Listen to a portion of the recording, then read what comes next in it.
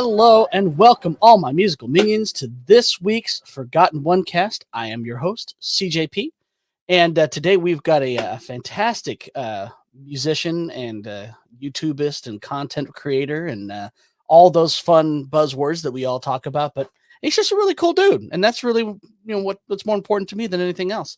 But first, we do have to pay the bills here, so I wanted to let everyone know that we are sponsored by Coffee Brand Coffee, and let's hit that commercial.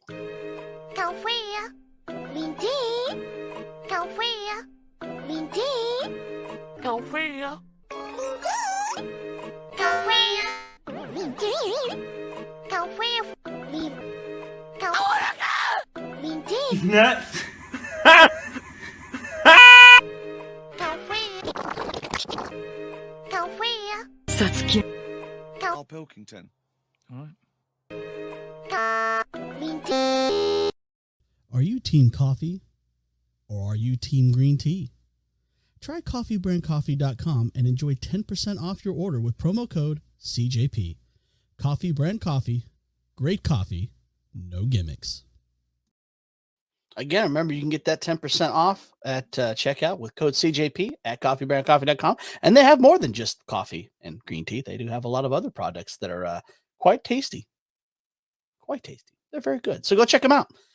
But that aside, I did want to bring on our guest. He is TeeJay the Gamer from Master Sword Music.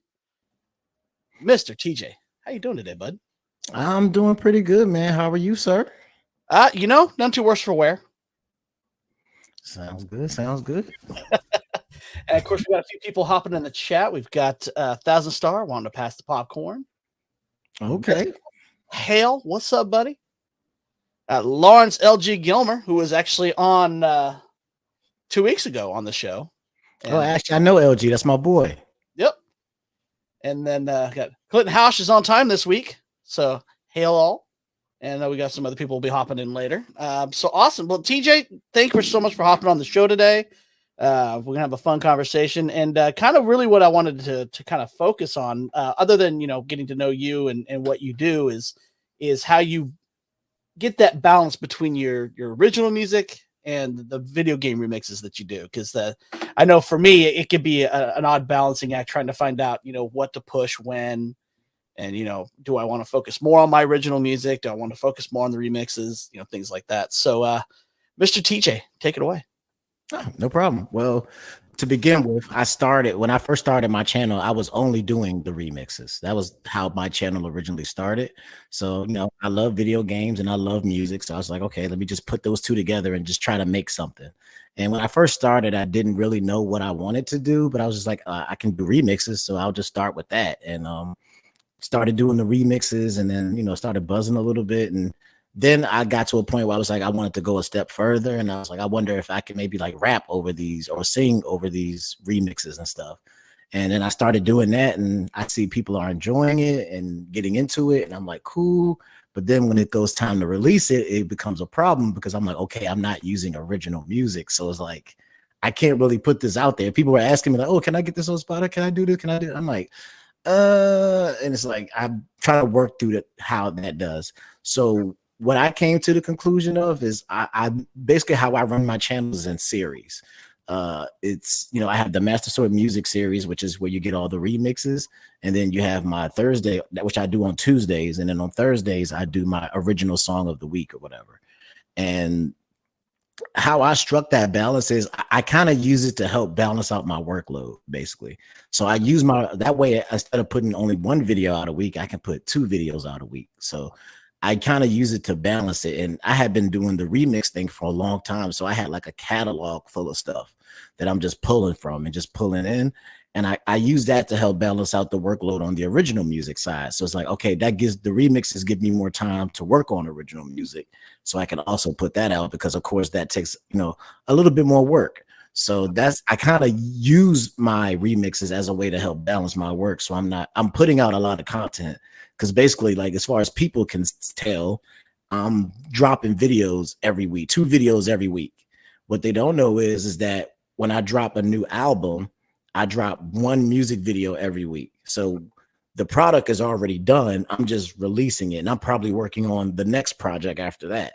So I kind of build a backlog of content that I can just release on a weekly basis. So even though I'm putting out music every week, which is really crazy, it's not that crazy because I'm doing it in batches, basically. So I make a big batch of stuff. So like my first set of remixes you can get is Master Sword Music Volume 1, and then there's Master Sword Music Volume 2, and then there's 3. So what I do is I work really hard for like 2 or 3 months of just continuously making stuff.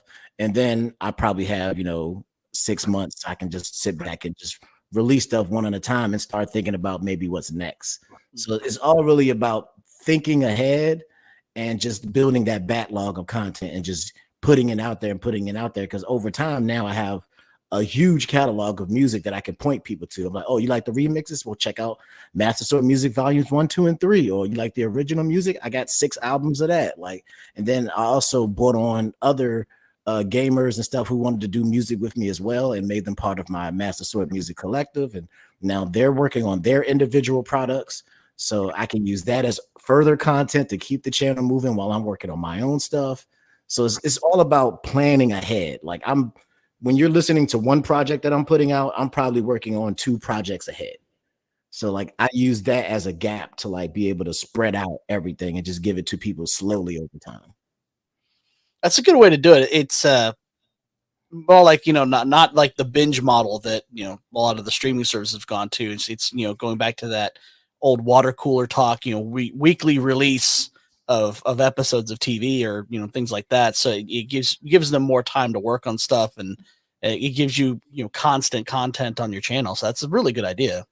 Yeah. That's once I found, at first I wasn't doing that. At first I was just struggling like everybody else, trying to okay, gotta do a video this week, gotta do the video this. And that's when I realized that, since my remix videos don't take as much editing as say a music video. So I'm like, okay, I can do more of those in a row. All I got to do is just record some gameplay, put the music over it and split it up. And all right, there we go. There's a remix video. And then I put the more time and effort into the actual music videos. So once again, it's just using your content to kind of build your catalog and just have something to sit on. And you can just spoon feed it out. So they feel like they're getting something every week, but really they're just getting maybe 1 or 2 projects a year. Right. And one thing I really liked about your remixes was using the original song at the beginning, here's what it really sounded, here's what it used to sound like, and here's what I've done with it. Yeah, because when I first started doing, I didn't do that originally when I first started doing it, but over time I realized that even though people may play games or they know certain games, I have a really, really, really long gaming history. I go back all the way to the Sega Master System, just to age myself a little bit. I can one up you on that one, actually. Oh, you got me. You got me. I always feel like I'm the old man in my group, so yeah. I always feel like the old man. My first video game system was the Atari 5200. Ooh, yeah, you got me. Yeah, you got me. 1982. So sometimes when I release certain remixes, I'm realizing some people may not have heard of these games, they may not have ever played it, they may have never heard it. And I figure if I let them hear the original, see a little bit of the gameplay, that might get them oh, okay, this is where he's coming from, and then this is where he's going with it. And it also gets people to maybe introduce to games they may not have heard of. Exactly. So how many people do you have currently, collaborating with you? Right now I have 4 separate artists that I'm working with. I have my beautiful, beautiful wife, Miss Zap Crystal, who is an excellent singer, and she also has her own YouTube channel where she does gaming content and reviews and stuff like that. And she, me and her just got married over the last year, and she's been a big part of what I do. And she's actually going to be dropping an album this year, so that's going to be really fun. My boy Katetsu Tokai, who's she's a streamer and a YouTuber, and me and him linked up a few years ago and became really good friends. And he's actually now getting into music production himself. He took inspiration from what I was doing, and now he wants to be a part of it and help more. So on some of my newer projects that's going to be coming out, you're going to actually be hearing some from production from him. So that's going to be really cool too. And he has his own little mixtape project he's dropping in actually pretty soon. So that's going to be really fun to see as well. Then my man 1000 Star, who was in the chat, what up 1000 Star? he's probably the oldest friend that I've made on doing YouTube and stuff. I met him like about 3 or 4 years ago at this point, and he's been a part of this thing since my first album. And we met up, we became good friends, and he wanted to try it out. And his very first attempt of ever trying making music, it blew me away. I was like, is this seriously the first time you've ever done anything musical? He's like, yeah, man. Like I just wanted to try it. And after that, I was like, yeah, you coming with me. And then of course, my man VG Mobster, who is another YouTuber. He's an influencer on Twitter and all that kind of stuff. And he is a hardcore gamer, and he runs the Switch Mob. So shout out to the Switch Mob. I hope y'all in the building. And actually, I ended up doing a song with him a few years back called Taking It Back, where we were talking about retro gaming. And me and a bunch of other YouTubers and other rappers, we all came together and did this one song. I think it was like 5 of us. And ever since that, and me and him have been friends. And then he did a song on one of my projects called no, not Street Fighter. I'm going the wrong way. Arcade. We did a song dedicated to the history of arcades. And after that, he joined the collective as well, and we've kind of been growing ever since. And we all work together to, make Master Sword music. Oh, that's very cool because I'm just a lone little fat guy just doing it all on my own. Oh, it's tough. It's tough because when I started, it was like, because I do all the production, I do all the writing, I do all the mixing, I do all the mastering, I do all the promo, I do all the videos. So it's just recently that now I have people that can help me. Like my wife is an amazing video editor. So the last few videos that I've been dropping, she's been editing. And she's been doing an amazing job with that. And like I said, my man Katetsu is now starting to get into production. So he's helping me so I don't have to produce everything anymore. Because when I started, like my first 6 projects were it was just all me. Just all the writing, all the mixing, all the mastering, everything. So, and after a while, it just started to wear me down. So I was like, if I can build a team around me, maybe it'll make it a little bit easier on me. Definitely. Like at some point, I'm trying to get a producer for this show, so I'm not having to try to do everything on my own. But of course, that's a little bit down the line. But yeah. And luckily, these guys are my friends, so they don't charge me. Well, it's like I have my sister lives down in Houston, and she actually has a recording studio in what was the garage apartment. So she built a studio up top and then has the floor down below that she can mic up and everything. So usually when I want to actually record something live, I go, "Hey sis, you got a little time there?" Can I get a spot? Yeah, I mean that's pretty much how it goes. Because like people always look at me crazy when I say this, but like the one thing I like to tell people who are like want to get into music or want to try it is to like just do it. Cause like a lot of people sit around, I don't have the right equipment, or I don't have the right tools, or I don't have this and I don't have that. But when I first started, I had a used 5-year-old Macintosh laptop that somebody gave me. I had remember those earphones that used to come with the iPhone, and it was just a cord, it had the mic built into it. Yep. Like that was my microphone for like the first project.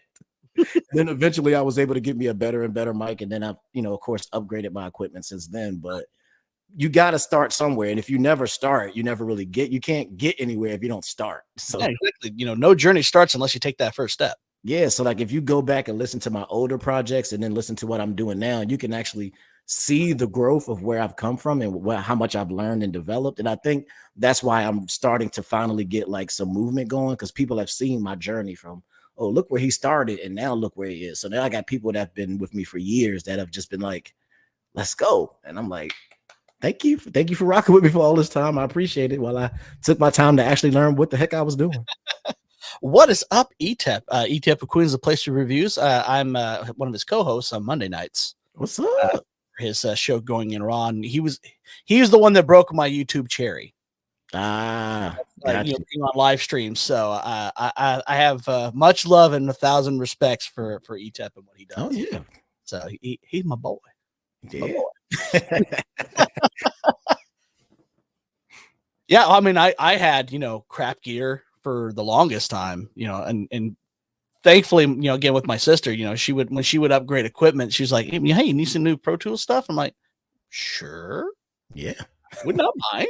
Yeah. I'll take what I can get. Exactly. So awesome. So what was your musical journey? Where did you start? You thinking, hey, this is something I might like to do a lot. Okay. Well, my musical journey actually starts at a very, very young age because I grew up in a family where everybody was musical.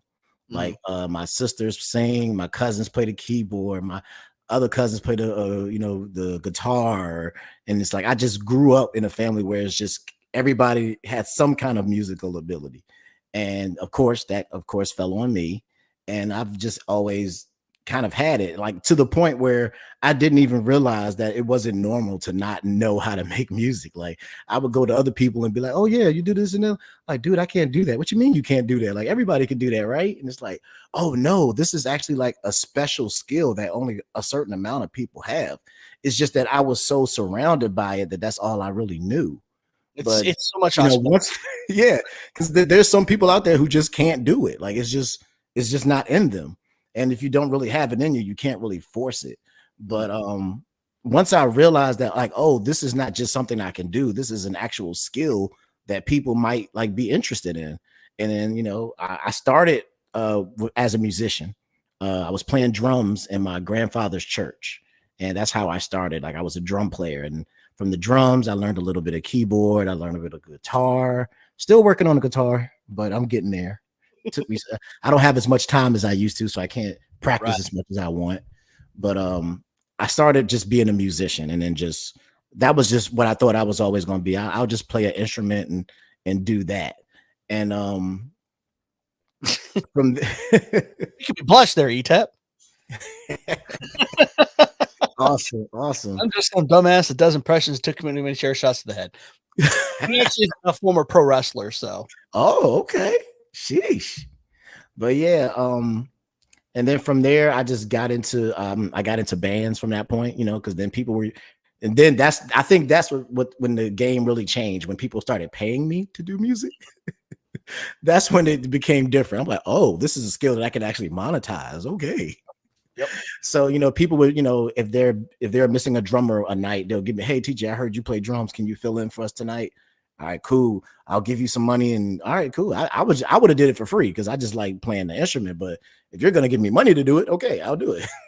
So then that got into me getting into bands and stuff. And at one point my band wanted me to, they heard that I wrote, because I've always been a writer. Like I love to write in general, just poems, essay. Like I was one of those kids that like, all right, the essay's due tomorrow. I'm gonna work on it tonight. And that night I get down and boom, turn in the paper and get an A on it. Like I was always that person that just loved to write and could do it at the drop of a hat. So they found out about that and they said, well, how about writing music? So I started writing music for the band, doing original songs. And after a while, we was actually just talking about this before we got started, but then COVID happened. And we weren't able to perform anymore. And at that time, I had started my channel, but I was putting out remixes, a couple songs here and there, and I wasn't really taking it serious. Just I'm like, hey, this is just something to do, just for fun. And when COVID happened, I had a lot more time on my hands, so I was just like, okay, let me dive into it a bit more and see what happens. And then that's when I started doing more original stuff and posting more, continuously, and then things kind of just started ballooning from there. And then I realized I'm like, I really enjoy doing what I'm doing. So like, why not just try it and see what happens? And that's how I got to where I am now. And there's a lot of people's journeys that I've heard, when it comes to talking to different live streamers on why they got started, doing the YouTube side of things. And it was COVID. We were shut down. We had nothing else to do. And, I was like, I got a little keyboard here. I've got a ton of VSTs that I've never really played around with. Let's see what we can do there, because I'm not going to go out and play anywhere. Yeah, exactly. Like I said, I've always had that music thing in me. So it's kind of like, no matter what's going on, I'm going to be doing something music. I'm going to be in the back. I'm going to be listening to music, playing it, going to see some live shows somewhere. Like I'm going to be doing something. So I might as well do something with my time that might actually benefit me in the future. Who knows where this thing may grow? I didn't think that it would ever get to the point that it is now. There was a point where I was like, I'll never hit 100 subscribers. I'm like, that ain't gonna happen. And then I got past that, and then I was like, all right, 200 is definitely not gonna happen. And then I'm like, wow, this is actually going into a positive position where I'm seeing steady growth. And I'm like, why not just give it a chance and see what happens? I'm doing something very, very niche. So I knew it wasn't going to be something that would just like blow up immediately. But over time, it's been growing and growing. And I want to push that forward because I think, like I was talking to you before, I think video game music is a genre that doesn't get as much love as, just every other music.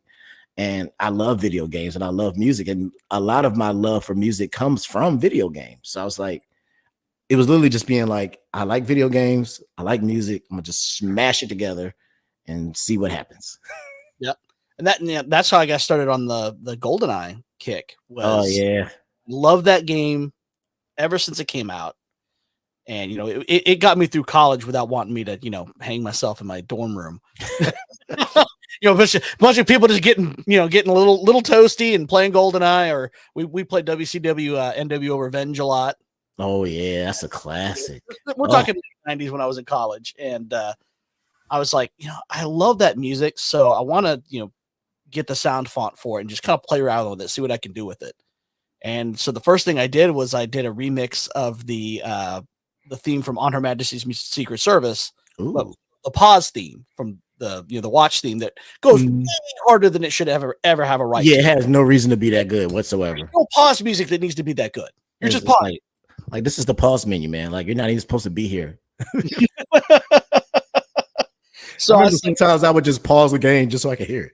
I'm just gonna pause this for a second. We're gonna take a break. Hold on. So I just did that first remix, and I'm like, well, I could do all the rest of the movie themes. And so I just kind of started slowly, doing each movie as I went through, and made a big compilation. And that's the one that's kind of like my evergreen video, because it's the one that still consistently gets views. Yeah, and that's the amazing thing with music content as well, is that it is forever content. Like it's music, so it never really goes out of date. It's like you can still go back and listen to your old music and still get enjoyment out of it. Because a lot of the times I'll listen to music from like the music from even before I was born. Like I would 80s and 70s, I would listen to that stuff and be like, oh man, that's cool. So it's like music is one of those things that is just always like you can listen to it forever. Like once you have that catalog, people will come to you for that catalog and they'll listen to that stuff forever. And so that's when I started just doing a lot of other remixes with that sound font, because I see the ones with Super Mario all the time. And I love the Super Mario 64 sound font, because that soundtrack is fantastic. Oh, it really is. But that's the one everyone does. So I'm like, well, GoldenEye is every bit as versatile, and I can use it to make different remixes and stuff like that. So that's been a lot of the fun that I've had. And no, I would never go full Carradine. Oh man.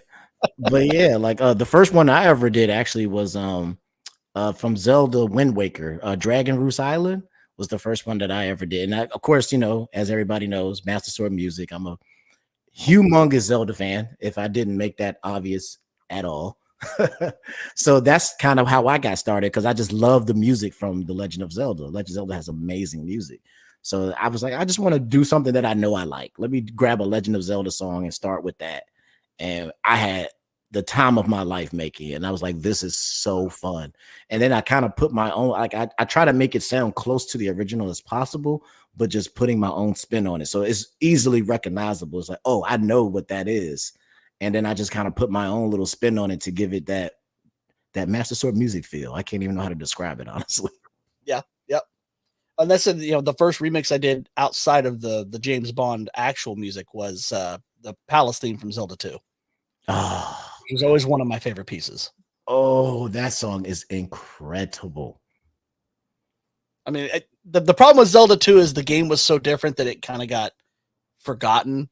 Yeah. The music is so good. It has some of the best music in the franchise, in my opinion. Like a lot of those tunes are etched in my memory, because like I absolutely adored the music in that game. Like it was ridiculously good. And there's actually, I don't think there's a Zelda soundtrack that I haven't liked. That's what I'm saying. Like even when the games are not that great, the music is still usually pretty fantastic. You know, It's- even the yeah. Capcom Game Boy one still has some great tunes. You know, Yeah, Talk like Foul Fights is still one of my favorite tracks. It's always certain companies that just like are always bringing it. Capcom is definitely one of them. Konami is another one. They always bring it with the music. Nintendo, like I said, with Legend of Zelda, they always come through with the music. Like it's always, and then Square Enix is another one too. Square Enix always has amazing music for their RPGs and stuff. So it's like those certain companies are like been big hits for me. It's like, all right, let me see, what does Capcom have today? All right. Oh yeah, yeah. They definitely bring the fire. You know, even back from the NES days. Yeah, like Capcom has been making amazing music, like their fighting games, their beat 'em ups, the Mega Man series alone, Mega Man X, all the music is just banging. Mhm. Very much so. So I was gonna share your channels because I want to make sure that everyone knows to go to like and subscribe your stuff and Hey, check out all the if music. you want to, I wouldn't mind. Let me see if I can actually share the screen where it doesn't look at me weird. There we go. I always hate when I'm sharing in the same browser window because then it's like, am I sharing it? I don't know. Are we here? So yeah, so you can definitely check out, you know, a lot of the remix that TJ's done, a lot of the original music. So definitely, you know, check him out, subscribe to the channel. You know, time viewer, you know, Yeah. we like it. We like it when you do that. It makes us feel good. It gets us little, you know, Yeah, heart make us puppets. want to do more. Exactly. Yeah, it really does make me want to do more music. Facts. Yeah, I definitely go check out the channel. We have like I said, amazing remixes, original music, and we like to have a good time over there. So just definitely come over there and join us. See, even got ETEP on there. Nice. Up on there. So yeah, Thank know, you. again, we have to share each other's music because that's the best way to get the word of mouth out. It's just hey, I checked out this TeeJay the Gamer stuff. It's Master Music, it's fantastic. Yeah, I definitely appreciate it, and I'll take any opportunity to talk music because that is like my favorite pastime is talking music. So when you invited me, I was like, yeah, man, I'm down. Let's go. Win. Give me a day. Oh yeah, I said, when I was telling you backstage, I kind of envisioned this show as when I was back at work at Guitar Center, and getting to talk to musicians from every stage of development, from every walk of life, from metalheads, and I'd had hippies come in. I've the one musician, or there's two that really stood out in my mind. One was, his name was Arthur Thompson, and he's a percussionist that anytime I see him play, I'm like, yeah, I'm a horrible drummer. So bad because this guy's just phenomenal. And then there was a bassist that came in named Butch Ramsey, and he brought a bass in one day that I still can't stop talking about. It was an 8-string Conklin, or no, 11-string Conklin. Ooh. 11 strings. Ooh. The fretboard was like this wide. 8? 11 strings. 11. Oh. 11. So it's basically a 6-string bass that he had added a guitar to the top of. Wow, that's crazy. I love how some people get really creative with their instruments. Like you can see some wild stuff out there. And he made that thing sing. It was just it's one of those things where when you see someone that just has that kind of gift and is that good, and your jaw just like just sit there and yeah. And it's nothing like live. It's live is just a different kind of feel. When you're hearing somebody, you're watching them live. It's just it's a different feeling. Like that's the one thing. Like that when COVID hit, that was the one thing that I was really itching for. Like I miss being on stage and performing. Like that was like it's a completely different feeling. Oh, it is. It is. I've got an 80s band that I'm in. Nice. And we do nothing but 80s music. Oh, mostly the dance stuff, because there's a ton of like 80s rock bands around where I live. Oh yeah. Because you always had the 80s hair metal and all that stuff. It's like, we want to actually stuff, we want people to dance.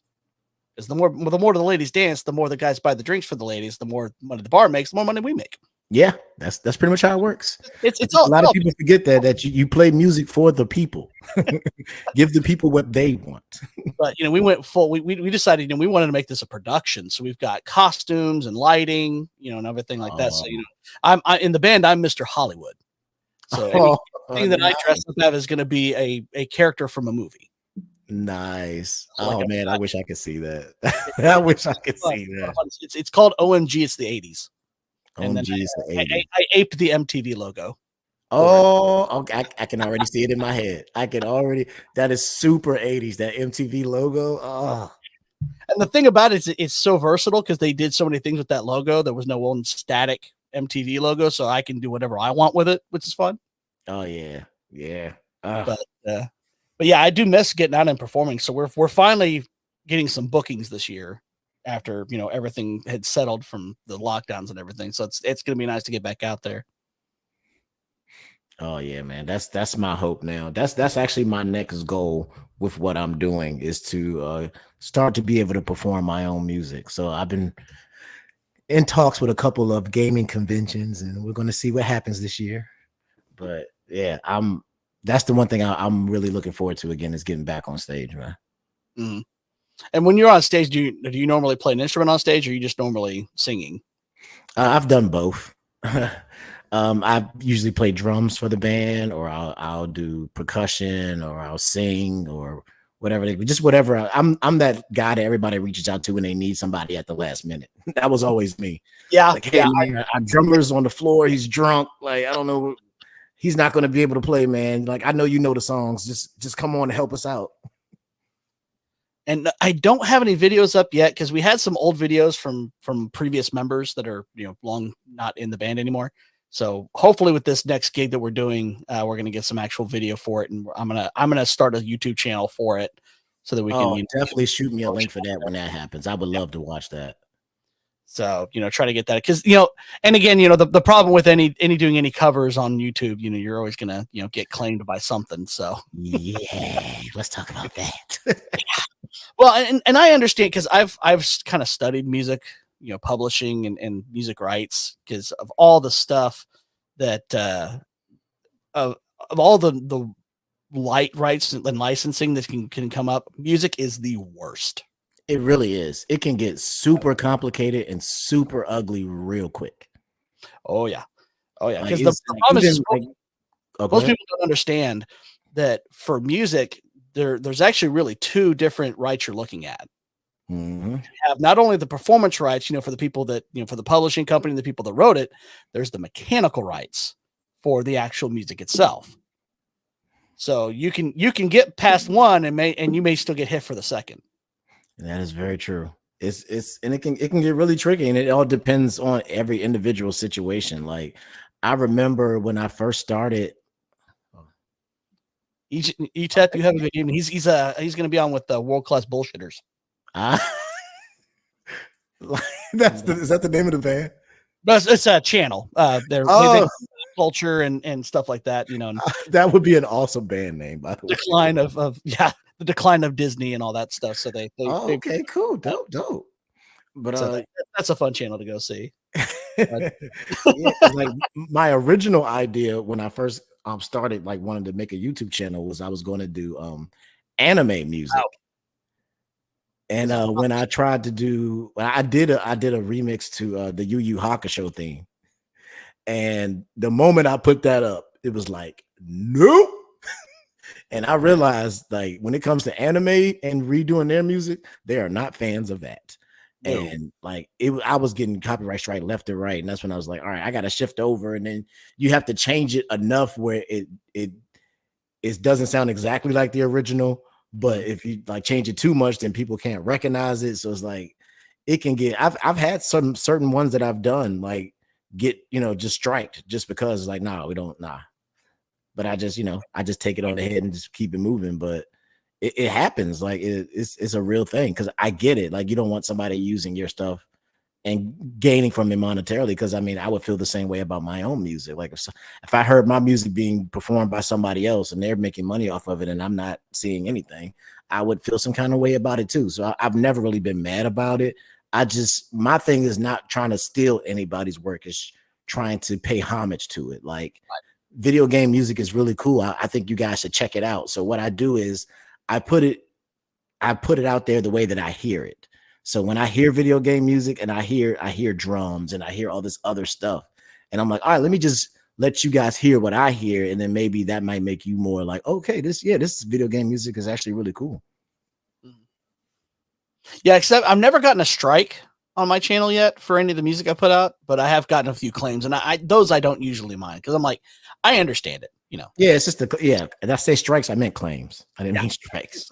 No Although strikes. I did get a hard claim on the Zelda 2 remix, and when I looked at it, because normally I will check if I get a claim, I'm going to check it just to make sure. Because I got claimed on a show a few weeks ago for a Santa Claus is Coming to Town remix that some guy did, where he took dialogue from Next Generation and literally cut it up to where they were doing the song in dialogue. Oh wow! Trying to claim it, I'm like, no. One, I know that song is probably public domain by this point. Definitely is. So, and the people that claimed, I'm like, I guarantee you don't have the rights to this remix because this is a fair use one right here because he actually did all the work to cut that up. Yeah, and I think fair use is what gets us give us that wiggle room. I could always this is fair use, man. Like I'm not claiming this is my original work. I'm claiming this is my interpretation of that work. And that's what I'm saying. Like, it's that terminology, man. Like if you use the wrong terms, they're gonna be like, oh no. But on the Zelda 2 one, I actually did some research on it because I'm like, I don't recognize this guy because I figured if it's Zelda, it would be Nintendo would be claiming this because that's their intellectual property. And there was some rando dude who somehow got YouTube to think that it was the copyright for his song. I'm like, yeah, no, that's not possible at all. So when I did the dispute on it, I said, no, this would be owned by Nintendo of America, but this is fair use because I'm doing a remix of it. And I mean, usually once you explain that and you put it out there, they usually take it off. So it's usually not a big deal. Yeah, and like with the James Bond ones, only half of those actually got claims. The other half didn't. But it's because trying to fit some of those songs into the watch theme, it does take a lot of room. You know, they do sound very different. Yeah, because tempo and speed and all that, you had to change quite a bit to fit those in. Oh yeah, I can imagine. I can that's tricky. Very cool. Well, what do you got coming out here? Well, right now we're in the middle of releasing the videos for the second half of my current project, which is All About You. It's a album that I did as a story of how I met the woman that I'm married to now, basically. And because we have a crazy, wild story of how everything happened. We were basically long distance for a very long time. We actually met through YouTube, which is the funny thing. I started my channel. She's had her channel for years, and she's like, big time. She's been Capcom creator, Xbox ambassador. She's like been doing her thing for a while. And I ran into one of her videos through a friend of mine who she collabed with, and we've been friends, and she checked out my channel. She enjoyed the music, and then just over time things kind of just escalated, and it's this whole long story that I tell, of course, using my video game themes and stuff like that to kind of paint the picture. And this project has been amazing because we filmed all of the videos in an order where once you put them all together, it makes like almost a movie kind of thing. So once we finish releasing the last video, we're going to release the full uncut movie, and you'll be able to see the entire story play out through the music. So that's going to be really cool. So that's the project that we're doing now. That actually just dropped another video today. It was right funny. It was right before this podcast. I dropped the newest video because I'm Tuesdays and Thursdays at 6:30 p.m. I drop a video every week. And so I just dropped the latest video for that, Crystal Clear. So check that out if you haven't seen it yet. It's pretty dope. Right after this project, we'll be going into one of my artists, Katetsu Tokai. He's going to be dropping his mixtape where he's produced all the music on it. And of course, I'm featured on it, and the rest of the Master Sword music family is featured on that project. Just a short little EP that we'll be putting out. And then right after that, my wife will be putting out her album, which is 16 amazing tracks. I've done most of the production on it. Katetsu did some production on it. She's written everything, and that project will be coming out in the coming weeks and that's one I'm really looking forward to as well. Just this year, I'm giving the artists under me their own time to shine now. So Katetsu will be doing his project. My wife will be doing his project. My boy VG is going to be working on his project. We already started his album, and we're putting that together as we speak. And towards the end of the year, I'll be dropping my newest project, which I cannot wait because I'm returning to, because the way I do my videos and my albums and stuff, I basically drop them as series. So each thing has its own series. So like the remixes are called Master Sword Music. And those are the, what you, if you go to my Spotify page or whatever you listen to music at, and you find me there, you'll see these albums called Master Sword Music. And there's 3 volumes of that. And that's where you can listen to all the remixes. And actually volume 4 is actually probably going to be coming out in the next month, because it'll be the last 20 remixes that I did. I put them together and then I release them to Spotify as a big package. And then my albums come out just whenever they're ready. And so that is what we got. We pretty much got all of 2024 booked out as far as music. So we got a lot of remixes, new albums. You get to see some of my artists in the spotlight for the first time. So that's going to be really cool. And then I'll be back at the end of the year to return to my main series, which I call The Legend of TeeJay, because of course I love Zelda. And this one is called The Return of the Hero, which is homage to the very first project I made called The Hero of Rhyme, which is of course a takeoff Hero of Time. So this is going to be a return to like where I started and like getting back to the roots of what I've created up to this point, and just going back and paying homage to where I came from. So that is going to be towards the end of this year. And man, we have so much. This is so much. I can't even really talk about it all right now.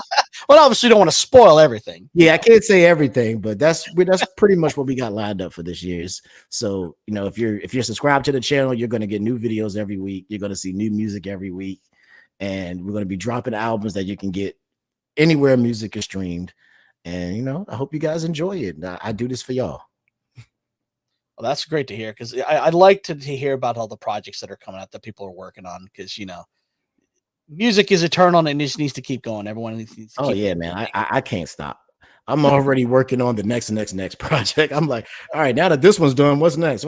I was actually just meeting with my man Katetsu last night, and we were finalizing his project, and I was like, all right, we're cool. All right, so what we doing next? And then we're like, all right, we do it. I can't say it yet because they'll get mad at me because they say I talk too much, but I get excited. And I want to talk about everything right now, but we haven't, we're working on something else that'll be coming down later down the line as well. And like, for me, I just have fun making music and putting it out there, just having people enjoy it. So it's fun to me. I'm just having fun, and I'm glad other people are enjoying it. So it's been a blessing to be able to do this. Well, and being a musician is one of those rare things where it's as much of what you do is who you are. Couldn't said it no better. I don't say, I'm just a dude from the Midwest. No, I am a musician. That is what I am. That's not just what I do. That's what I am. Even when I'm, at work doing the mundane work stuff, I'm still a musician. It's all 24 hours, man. Sometimes I'm in my car and I'm just playing tracks, and I'm like, oh, this one might work. And then I have to put Siri, take this note, write this down before I forget it. Like it's all the time, every day.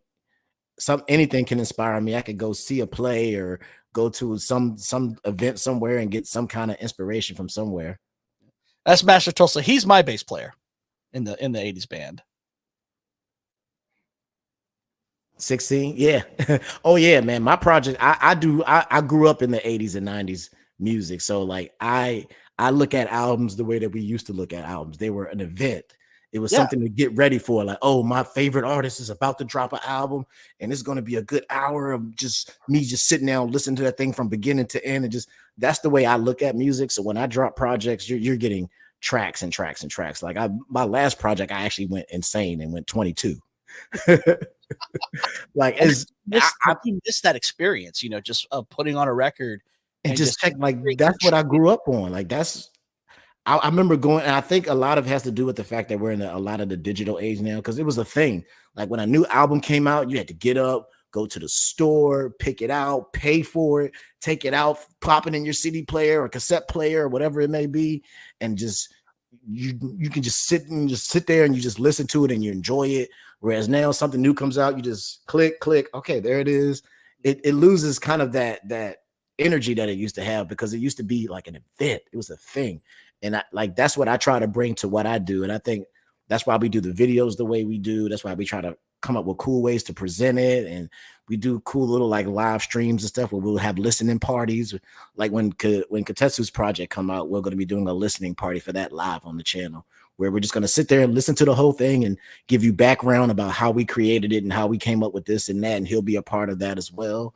Like, we like to try to make it an event like it used to be, because that's what I grew up on. And that's why I love music so much, because it marks a moment in time.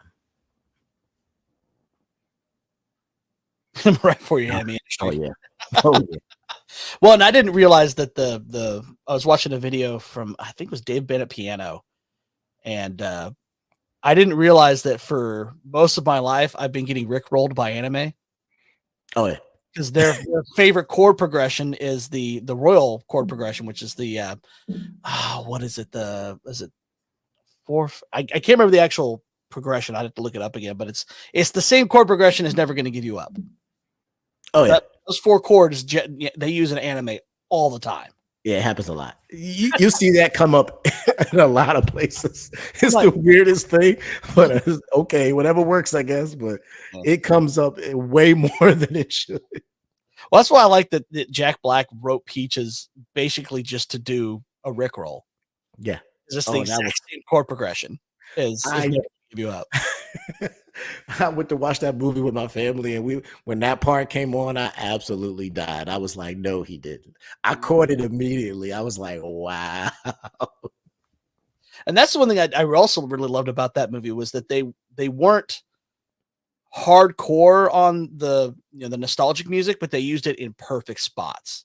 Yeah, they let you know that this is Mario. Like, okay, hey, yeah, here you go. Here's a little sprinkle right there. Take that. Like, I really like the subtle underground theme when they first go down into the pipes. Obviously the World 1-2 sign and all that. And oh yeah, that was very subtle underground music. So you can hear it, you recognize it, but it's not like in your face. So I do like when people do that with music when they use it in judicious ways. Yeah, because even if you don't necessarily remember hearing it, it affects you.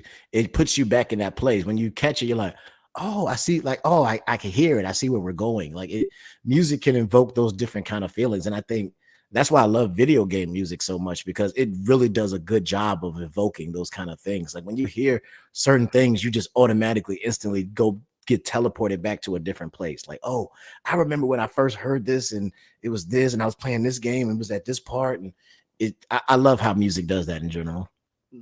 Well, they've done studies on it where, if you're feeling anxious or you're having, an episode, something like that listening to your favorite song does a chemical release of endorphins in your brain, and it actually helps calm you down. I totally believe it, because I've done it. I didn't even know that, but I've totally done that. Like, if I'm in a bad mood or I'm feeling a certain kind of way, I'm either listening to some music or I'm writing some music. So it's like, those are usually the moments where I feel the most inspired to write something. Like, when I have a bad moment or a bad feeling, I'm just not in where I want to be, like, emotionally, I'll either put on something or I'll start writing something, because that's how I always get back to a better place. Yeah. And that's one thing, like, again, why I love music so much is, not only the community factor of it, but the healing factor of it. Oh, facts. Because music can soothe better than a lot of things, and definitely better than any kind of chemical. Oh, facts 100%. Like, music is like, basically the way I view my music is like my diary that I'm sharing with everybody. Mm-hmm. Like, here's what I've been going through, here's what I'm dealing with. You can see the different stages in my life as you go from the old projects up to the new ones. You can see me evolve and grow, and it's just, that's how I've dealt with a lot of things. Like, I put it out there. I've had songs about depression and songs about, I was in a situation at one point where I thought I was going to lose the use of my voice because of a surgery that had I had a problem doing surgery that was taking out my brain is not working today. And there was an error during the surgery, and they kind of nicked my vocal cords, and for a while it didn't look like it was going to heal properly. And actually, technically, since that happened, my voice has changed. It's just gotten a lot deeper. But I was still, at one point, I thought I wasn't going to be able to do music anymore. And when that moment happened, that's when I really realized, like, I got to give this everything that I got, because at any moment it can just be gone. And I will lose that voice that I need. And that's when I really started taking what I was doing seriously. And I was like, I'm going to sit down and I'm going to learn how to mix properly. And because at first I'm just recording stuff and putting it out, no clue what I'm doing. But like now I'm going to learn how to mix and master and I still got a long way to go, but I've definitely improved over the last years, and because I don't want to lose my opportunity to like have a voice. Mhm. And you know, the other thing about music that I really like is even if you aren't musically talented, if you can't produce music, it doesn't mean you can't enjoy it. Exactly. And I Yeah. think that's the biggest part of it, that I really enjoy doing what I'm doing now, because like I make this stuff and then I enjoy it, but it's a different kind of feeling when other people comment like, "Oh, I really love this. This was really cool."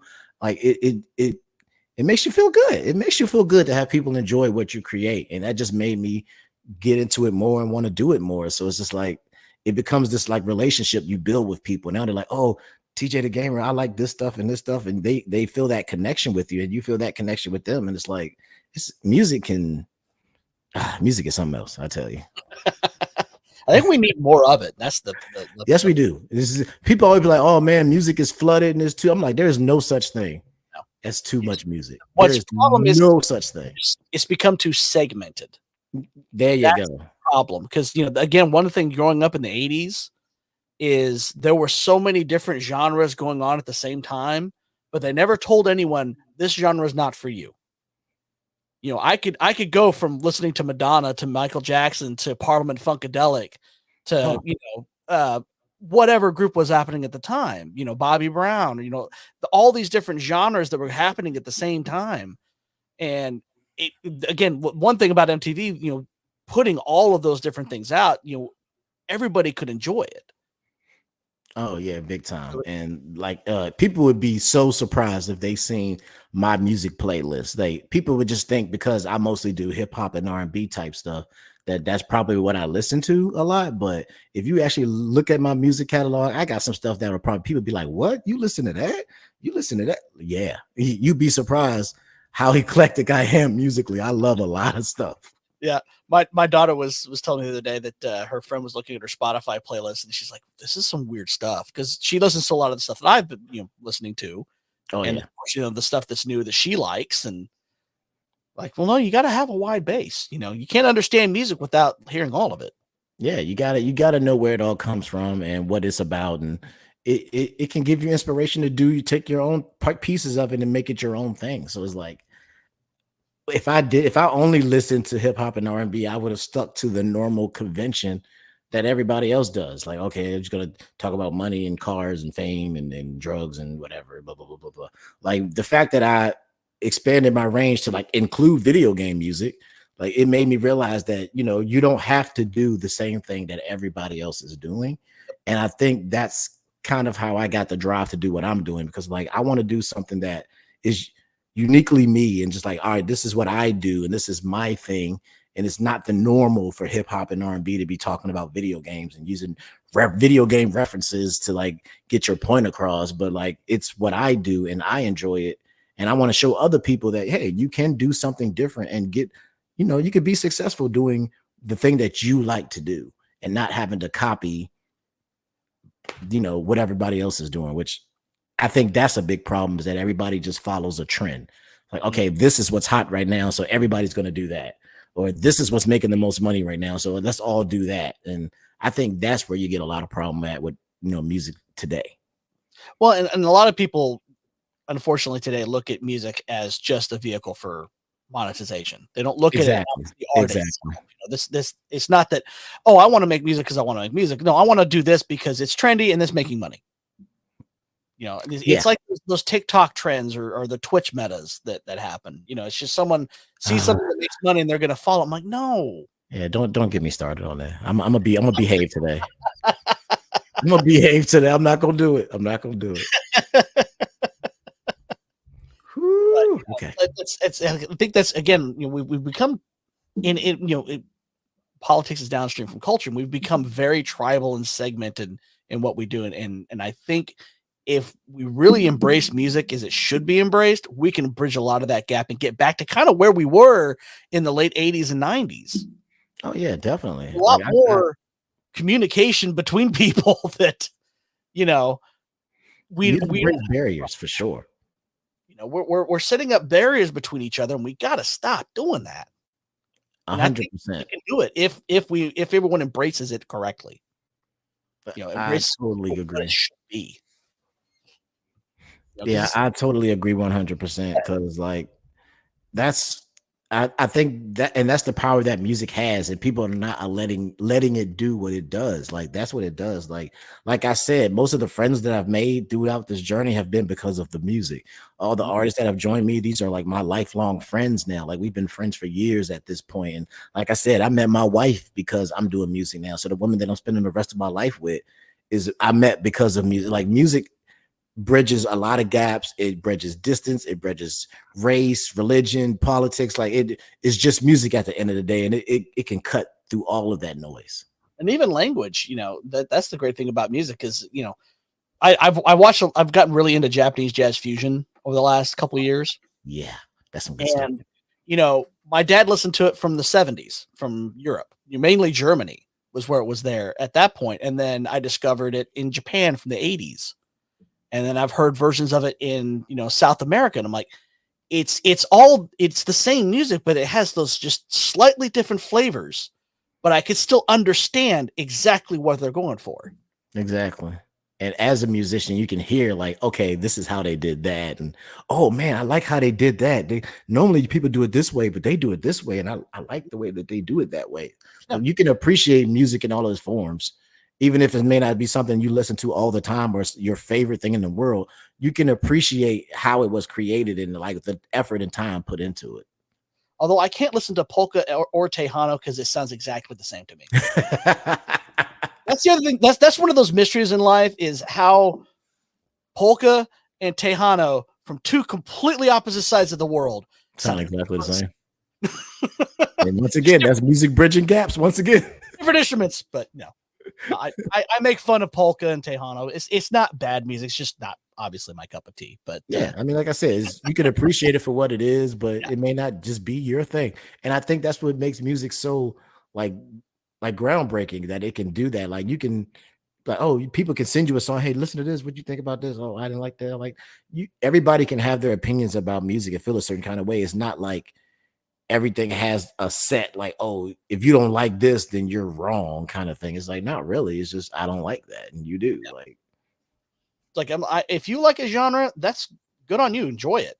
It may not be me, but it's music. You're enjoying it. Go do. Yeah. Some of my favorite comments that I've gotten on some of my videos is people who write that they'll be like, normally I don't really listen to hip hop music like that, but when I heard your music, I really enjoyed what you're doing. Even though what you're doing is hip hop and I normally don't like it, I like what you're doing. So like I checked out your video and I'm like, that's what I like to see. Like people who don't even necessarily have to be an R&B, a hip hop person to enjoy what I'm doing, because I come at it from a very unique angle. So you could be like, oh, I can see that and I get that. And I use topics that pretty much anybody can relate to. Everybody's been depressed at some point. Everybody's gone through these situations in life and you can talk about it and connect with people. So I love when I see people saying like, I'm not a big hip hop person, but I love your music. And I'm like, okay, then I did my job. Exactly. Well, we're coming up here on our hour, and I want to make sure I'm cognizant of everyone's time. So, just let everyone know where they can find you and how they can if they get a hold of you if they need to and all that. So, take it away. Okay. Well, the main source of information is, of course, my YouTube channel. If you go over to YouTube/Master Sword Music, you can get all the latest videos that we drop. We drop videos every week, Tuesday and Thursday at 6:30 p.m. So we do premieres for every video, so you can join me in the chat and chop it up and tell me you liked it or you don't like it or whatever the case may be. You can also find me on Twitter and Instagram under Master Sword Music as well. So you can follow me on social media where I update you on what I'm releasing and what I'm working on, and get little sneaks and snippets here and there. And that's pretty. Oh yeah, you can find my music pretty much anywhere music is streamed. Spotify, Apple Music, Google Play, wherever you stream your music from. Just type in the name TeeJay the Gamer, and you will find me there. And you can get my full catalog there. And there's plenty of stuff for you to listen to and get into. Very cool. And of course, I want to thank everyone that hopped into the chat. We had a pretty full room tonight. 1,000-star Metastep, Mr. LG, Mr. Clinton Hausch as your wife, Zap Crystal. Yeah, wifey. Guy, Etep Okuian. Make sure I don't miss anybody. Over Dramatic. I know some other people showed up there. I think that maybe Scrambles the Death Dealer, who's a great little musician. Master Tulsa. So thank you all for coming in. Of course, remember, you can also check out everything that I'm doing and the links. I've got a link tree in the description. I just dropped the Electronic Noise 2 Digital Boogaloo on Bandcamp. So you can go check that out there. Starting to, conceptualize what the third Electronic Noise is going to be like. So, got to keep that train going because I do love synth from vaporwave. I kind of not do it. So, but again, I wanted to thank everyone for coming and joining us tonight for this great fun conversation. TeeJay, thank you so much for joining me. And like I say every week, just keep making music. Everyone, you have a wonderful evening. Goodbye.